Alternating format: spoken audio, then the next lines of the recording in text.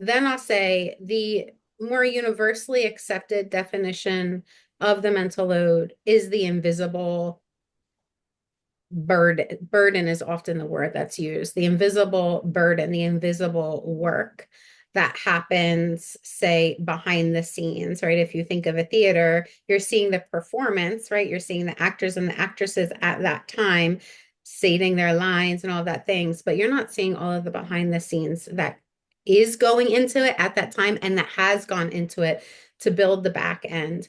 And the reality is that we all know, us women, know that a family can't raise itself. A home can't function on its own.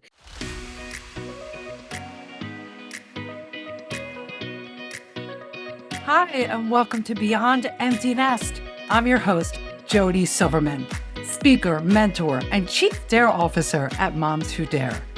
Every Thursday, I'll share stories of midlife transformation, happiness tips, and dare you to see the opportunities waiting for you so that you can make this next chapter even better than the last. If you're ready to dare, I'm ready to dare with you. Let's get into today's episode.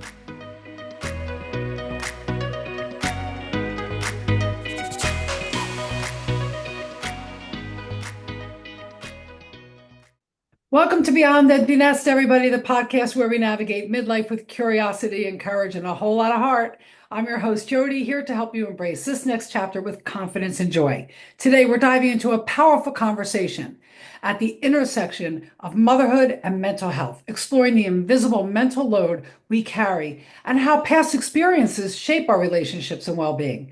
Whether you're feeling the weight of it all or looking for ways to just lighten the load, this episode is for you. So we're going to get right into it. Today, my guest is Dr. Toni Warner, a licensed psychotherapist with over 15 years of experience supporting individuals, families, and professionals. As the founder of Authentically Me Psychotherapy, she specializes in complex trauma, anxiety, and parenting support using innovative methods like brain spotting. Through her sister company, Bold and Balanced, she mentors high achievers and organizations in mental health education. A best-selling author of The Reset and a mom of 5, Dr. Toni blends personal passion with professional expertise to help parents and leaders merge high achievement with healing for healthier lives and relationships. Welcome to Beyond Empty Nest, Dr. Toni. Thank you for having me. I'm excited to be here to talk, to connect, and see where this conversation takes us. Yes, well, we know we have a lot of midlife women and a lot of moms tuning in, so I'm excited about this conversation. And before we dive into it and really tell people what we're talking about when we talk about the mental load of motherhood, share a little bit about the backstory. How did you come to be doing the work that you're doing? So ever since I was, for as long as I can remember, ever since I was young, I always felt like I didn't fit in. Mm. My mom is white, my dad is black, so I was mixed during a time when there was no other mixed kids around. Um, and I was also an overweight tomboy, so I didn't really fit into the boxes in that way either. My parents were both pastors, and then divorced pastors, and so there was always a bunch of controversy there. And I could go on and on, but long story short, I didn't feel like I fit in, and I felt very much like people didn't understand me, and that there was no point in me trying to explain myself because they either didn't care to understand or they couldn't understand anyway. And so I found myself in a position where I inherently sought out to help people. What we're helping family. My mom's a pastor, my dad's a pastor, my sister's a teacher. We have social workers all throughout my family. I'm a social worker. And so I was presented with all of these opportunities to help and to serve, accompanied by a lot of pain and feeling separated and alone and different. And so the way that I navigated that was by figuring out how could I be of service? How could I be of value? And there's pros and cons to that, right? So the pro is that I got really good at helping people and I enjoy helping people. The con is that I neglected myself, dismissed myself, betrayed myself in a lot of ways I didn't even realize I was doing at the time. But I knew because of that experience growing up I knew I wanted to be two things. I wanted to be a mom. So I wanted to have five kids. I've always wanted to have five kids and be a mom. And the other thing was I wanted to professionally help people who felt like me, who felt like they didn't really fit in the box, who looked like they had it all together, but really inside were feeling like what's going on? Where do I belong? Where do I fit? Right. And they were really not having that connection between the external success people are seeing and that internal success that they want to feel. So that has always been my North Star. And I have never wavered from it ever. And so that's what I did. I became a mental health therapist. I am now a mom of five. I'm done having babies. And for the first time in my life can say that I'm okay with not having any more. My body is done. My mind is done. I just came back from my fifth and final maternity leave just last fall. So I guess maybe 6 months ago at this point now. Um, and I feel really blessed. It's been a journey. I mean, there's been a lot of pain, there's been a lot of hurt, there's been a lot of trauma. But there's also been a lot of healing and a lot of hope and a lot of faith and a lot of connections and a lot of meaning. And so all of that leads me here to where I am at today.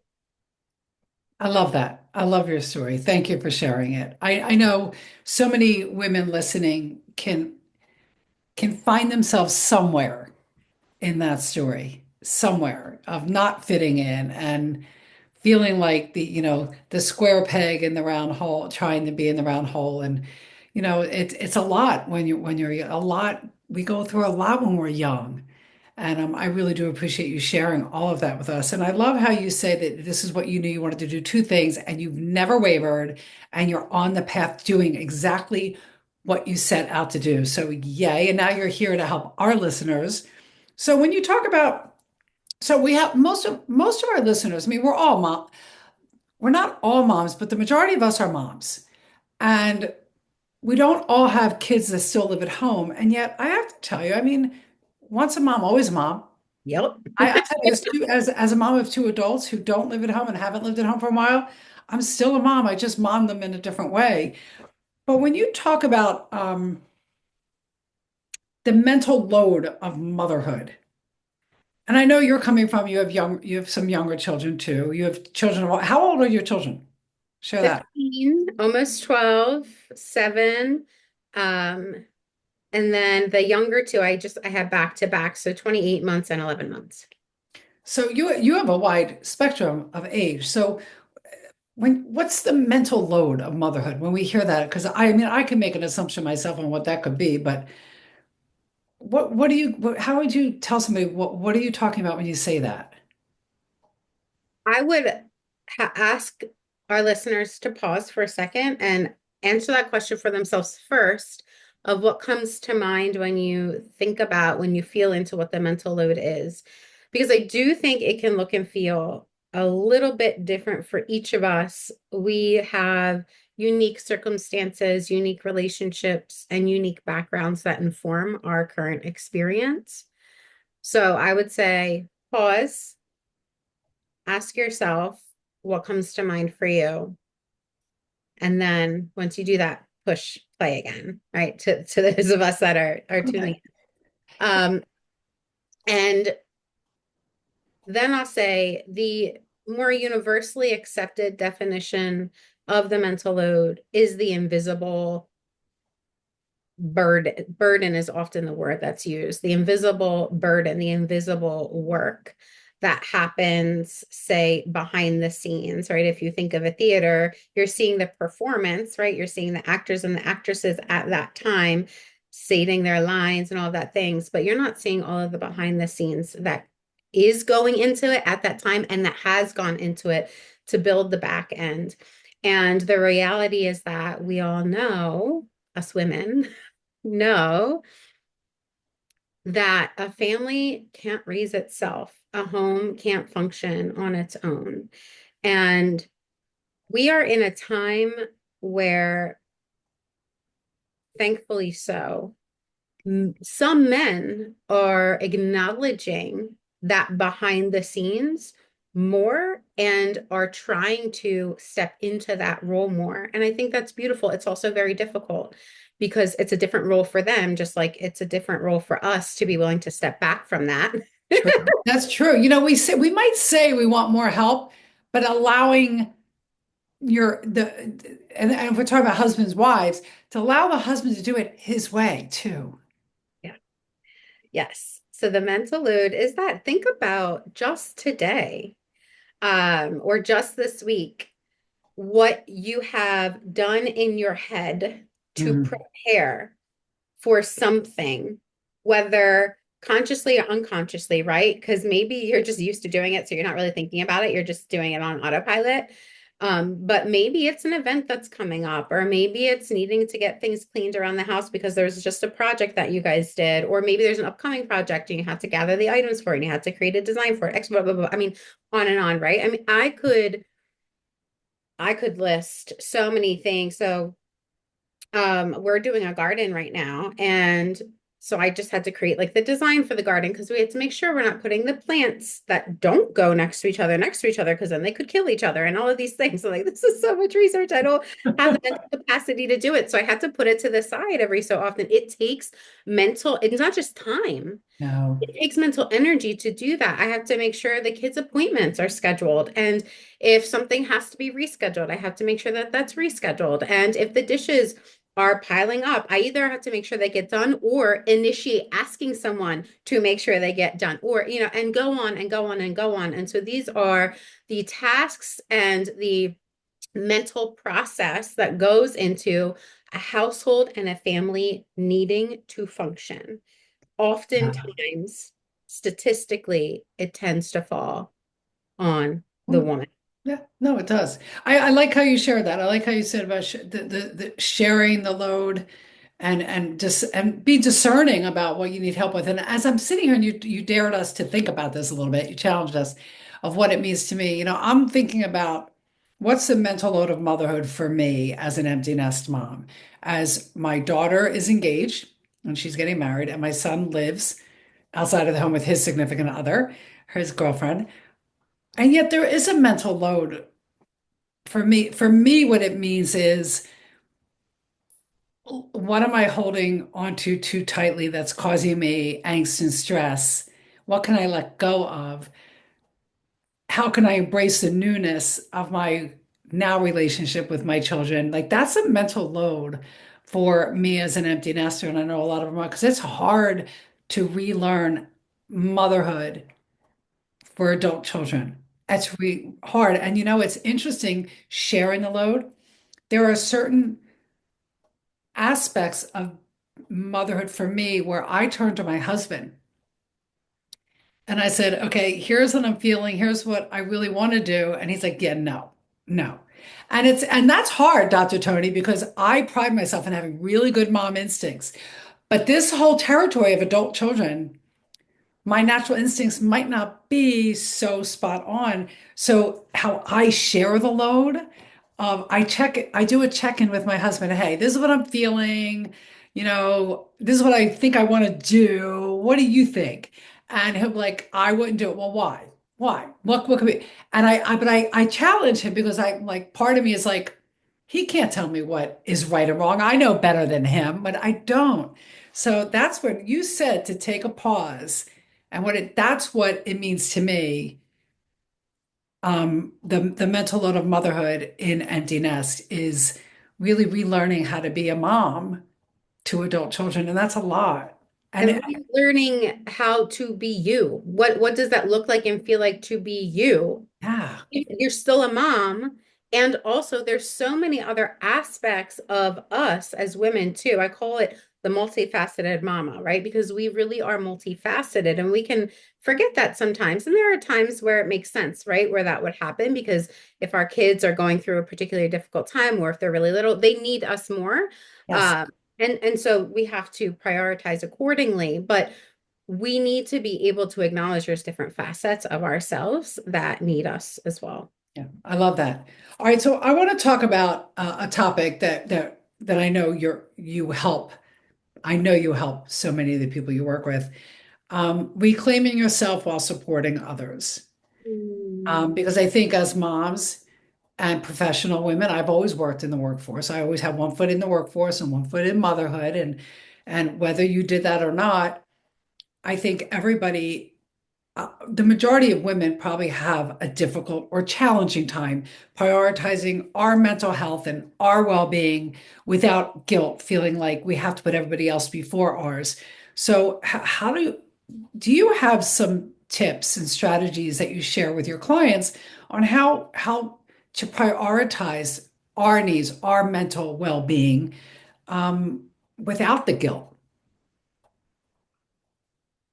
It's a complex question because I do think it looks different for each of us. And I tend to operate in the gray. So I want to acknowledge that it does look a little bit different for each of us, which means this is kind of where we need to begin. We need to begin with a willingness to explore what our challenges are individually, personally. Like what are our challenges? So for me, because of the way I filtered life growing up and the experiences that I had, I became highly, highly independent, which made it seem as though, I could handle everything on my own, do everything on my own. And that's very much the kind of persona I wanted to present to the world because it didn't feel safe otherwise. But what that did was it created codependent relationships. And long term, that doesn't work. They're not healthy, right? There's not a mutual give and take. There's not this equilibrium. There's not that homeostasis that we need in relationships to really balance things out. And so ultimately, that led to me winding up in the hospital because I neglected my own self, my own mental health in such a significant way. And we need to be aware of what that looks like for each of us, right? So if I were to ask you what would be the maybe number one or one of the top mental health um, challenges that you would like to shift in some way, does anything come to mind? Um, yeah, I mean, it's not allowing myself to worry Mm, about how they're living their life on a daily basis where I can't see it every day, moving from, because when you're with your children every day, you worry anyway. And now you can't see them. I don't know, are they doing things well? I mean, and I've heard moms share with me anything from worrying that they're not doing their laundry. For me, I'm like, I don't care. I'm like, I don't care if they change their sheets. That's on them. I'm done with that. But the not knowing if they're doing the right things, waking up on time, showing up for whether it's at classes or at work or, what they're doing at night with their life. I mean, letting go of the worry and the need to know and just trusting. yeah, this acceptance piece of accepting Yes. that things are changing, that they are growing, that the relationship dynamics are shifting, and we can't let go unless we accept, Yeah. right? We need that acceptance piece Yeah. first. So I don't remember your original question. Do you remember your original question so I can be It's more? just like how do you it's prioritizing our mental health without the guilt behind it. And when I say like, so, and maybe it's not our mental health, maybe it's just prioritizing us, the things we want to do. Maybe that's more like it because I do know that whether your kids are at home or whether they're not at home, I know a lot of moms don't want to schedule themselves out because what if my kids need me? And I think that goes to just prioritize. Like it's okay to have something for yourself. Like I have a standing, you know, every Tuesday I take a class and it's a non-negotiable, making it a non-negotiable, but without the guilt. So when your daughter, your son says, Tuesday, I'd like to blah, blah, blah, blah, blah. Can you do that? And instead of saying yes, and then you being putting your Tuesday needs aside, and I had this for a while when my kids were at home in high school. I was embarking on a new business journey and it took me out at night. And it was one night a week. And it was non-negotiable. I said, guys, Tuesday nights are my night out for my business. I think a good question to ask rather than what do I need to be for my kids or what do I need to do for my kids? A good question to ask is what example am I wanting to show? What example am I wanting to provide? What example am I wanting to demonstrate? And when we shift the question in that way, I think it can help us reflect differently of, okay, I want my kids to eat a healthy meal. Okay, that's great. There's nothing wrong with wanting that for your kids, right? But that doesn't mean that you have to then go out of your way to do it all of the time as your kids age. As they go through different stages, they may be able to partake in discussions about what makes a healthy meal. They may be able to begin to help create that healthy meal with you. And then as they get older, are you willing then, as part of wanting to show them the example of having a healthy meal and what that entails, let them try to make that healthy meal on their own, Uh, right? So the answer to that one question can change over time depending on the age and stage of your child. So I have it, because of my tendency to be super independent, I had my first daughter as a single mom. And so when I married my husband, um, we had a blended family. And I was still used to taking everything on my own. And so I kind of naturally fell into the role of like being the one that does all the shopping, being the one that takes care of the home, being the one that cleans everything, cooks everything, right? And I like cooking, so I don't mind the cooking part, but eventually our family got bigger and bigger and bigger and our house got bigger and bigger and bigger and it's like I cannot take care of all of the kids and do all of these things around the house and do all of my work and also be the one that's cleaning all of the time. I can't. And so I had to acknowledge that and accept that, mhm. right? And even if I could keep doing it, I didn't want to keep doing it by myself anymore. Yeah. At that point, the balance was completely off for me and I wanted it to be different. And so what we over time wound up implementing was family cleaning days. And so the example I want to set for my kids isn't, oh, anytime there's a need, mom just takes care of it. Because what that means is that as they get older, they haven't learned the skills that I want them to learn to be an adult that's functional and healthy.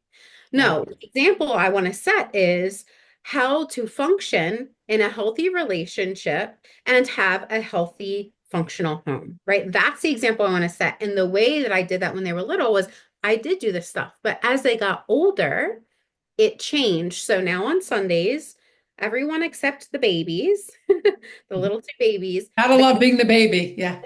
they all have tasks and they know it. It is part of being a functional human being. We need to Yes. learn these skills and they're all age appropriate. It's not that, I'm having my 7-year-old clean the toilet or something. Yeah. That's for me, that's not age appropriate for my child, but he can get out the Swiffer and swift the floors. He can get out the little dust fluffer and fluff it up and he can do that, right? And that teaches him responsibility, that teaches him a healthy way of practicing a skill set. Yeah. That's the example that I want to set for them. And so asking ourselves that question, I don't feel guilty. I do not feel guilty. If I were saying, what can I do for my child to make sure they have a healthy home, to make sure they have a functional, clean home, and I was putting all of that back on myself, and that was my focus, I would feel guilty when asking for help. Yeah. Right? I would feel guilty when saying they need to do this. I would feel guilty when I feel resentful that I'm the one doing it all, even though I'm the one that's making it so that I'm doing it all, right? Like then I would feel those things. But because I'm asking, what example do I want to set? And I'm allowing the answer to that to be flexible as they age and go through different stages. I do not feel guilt. In fact, I feel relief and pride that I Yeah. get to do that to them. And what a gift you're giving. What you just said it all. I mean, really, that's like that whole thing was just a mic drop because I like how you started no, seriously, it's how you started it off with instead of what do I need to do? What should I do? What could I be doing? It's what example what would I like to model for my children? And you hit on so many good points. We're teaching and sharing. We're they can complain. It's a child's right of passage to complain about doing chores. And I wouldn't even call them chores because that's a horrible negative word. And yet it does boost their self-esteem from helping around the house to getting a part-time job.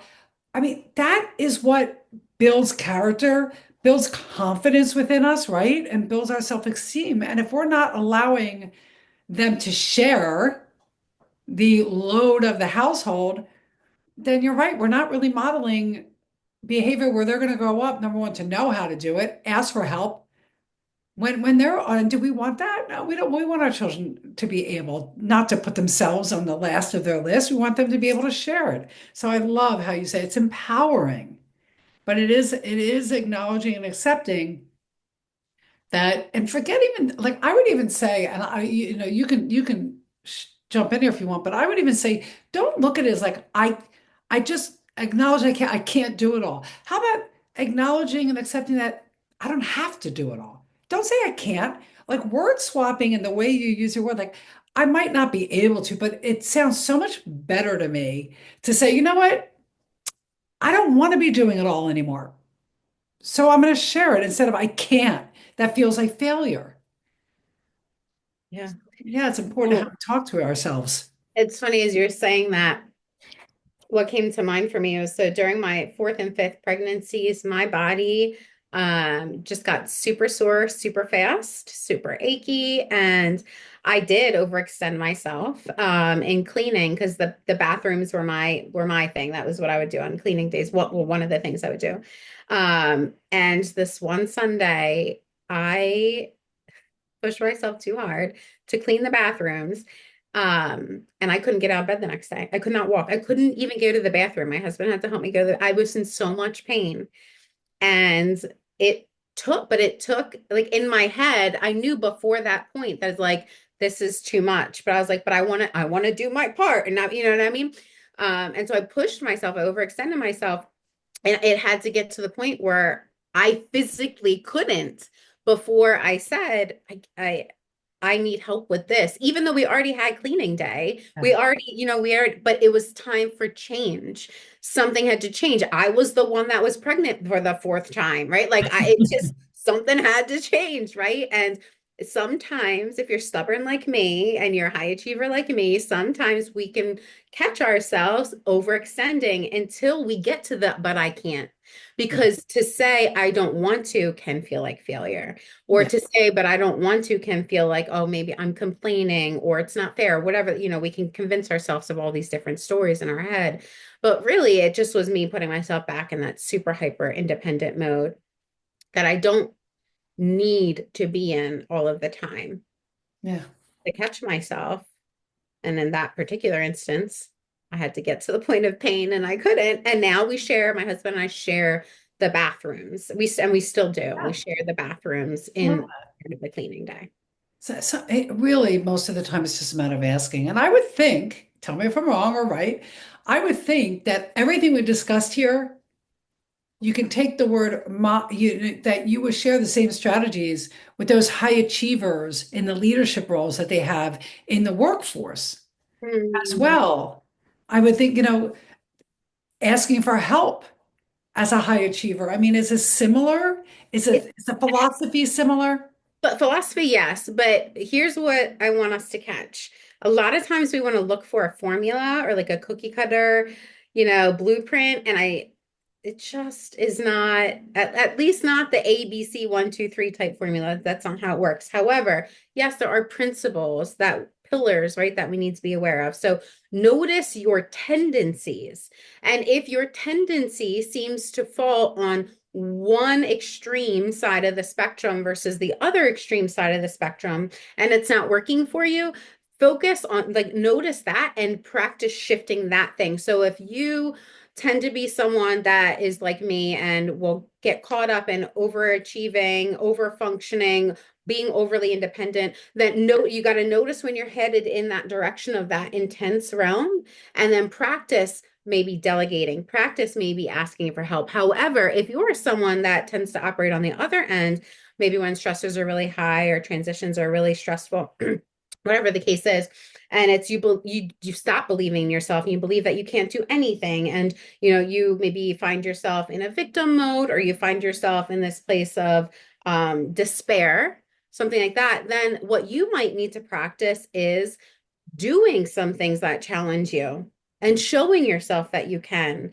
And rather than asking someone else to step in here, for you to say, actually, no, I think I can do it. And even if I mess up, I can try again. Right. So you need to notice where you're at on either extreme in order to figure out where do I want to begin practicing different. Does that make sense? Yo, it makes total sense. You know, you said noticing, and it's like I always say, everything starts with self-awareness. And noticing is about being aware.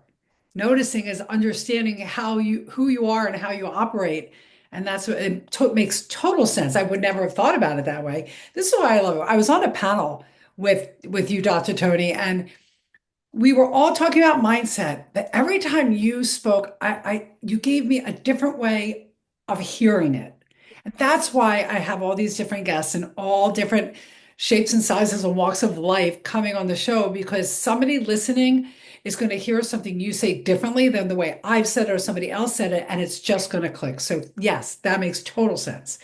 All right. So as we near the end of our time together, I know that you have a resource. You have many resources, but you want to tell everybody about a resource that I'm going to be sharing the link below, and I think a special discount code. Yeah, so I have two I think that might be helpful based on our conversation today. So the first one is the ebook, and that is my book, The Reset: High Achiever's Guide to Freedom and Fulfillment. It's available on Amazon and bn.com and things like that. But if you want the ebook, I have a Jody discount code. She's gonna The code is Jody Dares. Just saying, and we'll have it below in the notes. Yeah, Yes, and so you can grab that. It's meant to be broken down. So it's not just powerful, but it's practical day by day, 5 to 15 minutes a day. Take that time and you just read a couple pages and it has prompts and actions that you can take love that you it. can customize to you so Okay. that it's personalized. I, Okay. that to me is so important, right? Not just Yeah, it's not about cookie cutter, it's making it work for you. So that's one. But the other one is just a free resource, which I can give you the link to. It's on my website too. And that is a downloadable template that I created for an intentional scheduler. And that allows you to really get more clear, calm, and confident in how you're prioritizing your day, your time, your moments, love that. and your mindset because it's simple. It's a one pager. But if you engage in that one page intentionally at the beginning of your day for just 5 minutes a day, it will make a significant difference. A significant difference. I love that. So I'll leave that with you. Yes, please. And those of us who have children that are now mothers. Our children have become mothers. Share that with them as well. Yeah, we'll put that link below in the show notes as well. And then last but not least, nobody gets out of Beyond Emptiness without a dare. A dare for our audience. All right. So many come to mind. I know I could just say a bunch, but I want to follow up on what we're talking about for this dare. Okay. My dare would be to recognize at least one tendency where you fall on the more extreme and ask yourself two things. Is this working for me right now? If the answer is yes, cool, keep going. If the answer is no, or I'm not sure, then the second thing to ask is what's one small thing I could try differently? And that's it. Just let that be enough. Just let that be enough. Let that be enough. That's a quote. Just let that be. You could just post, let that be enough. And everybody would take a deep breath because it'll mean something different to everybody. One of my my favorite theme throughout this entire episode with you, Dr. Tony, is that nothing is cookie cutter, that we all interpret things in motherhood and in our work life differently. We operate differently. We all have unique operating systems within ourselves, and that's what I really truly feel is your sweet spot. Is that you don't offer a cookie cutter. You offer guidance based on who the individual actually is. So if you need more support, connect with Dr. Tony with the links in our show notes below. Grab the one pager A template for an intentional schedule. I know I'm going to download that. And you know what? Use Jody Dares the code and grab yourself the ebook too. Why not? Why not? We spend so much money on coffee and nonsensical things. This is something, an ebook that you can have to revisit over and over again. Grab it. And so, Dr. Toni, thank you so much for being here. We'll type out the dare below for everybody. I love the dare and giving people a real actionable way to really notice and then be able to make a decision on how they want to move forward with their life, or maybe just stop. Or just stop. So thank you for joining me on Beyond Empty Nest. Everybody listening, what was your takeaway? I want to know what your takeaway was. You can email me, you can reach out to Dr. Toni, you can leave us a review, but we want to hear what was the one thing that was said during this episode that really maybe turned the light on, or had you just say, wow, that's it. That's what I needed to hear. And don't forget to tune in next week for another new episode of Beyond Empty Nest. And as I always say, dare on.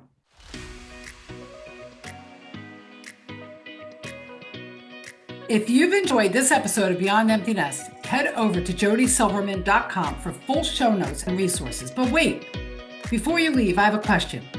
Are you happy in midlife? Take the Midlife Happiness Quiz today and discover your personal happiness score. Not only will you uncover where you stand on the midlife happiness scale, you'll also get 2 free tools to help raise it even during difficult and challenging times, leaving you feeling confident and happy from the inside out. It's time to shift your mindset from victim to victor and start boosting your happiness today. Ready to unlock your next chapter of joy? Click the link in our show notes to get started now, because happiness is an inside job and you deserve to feel happy. Dare on.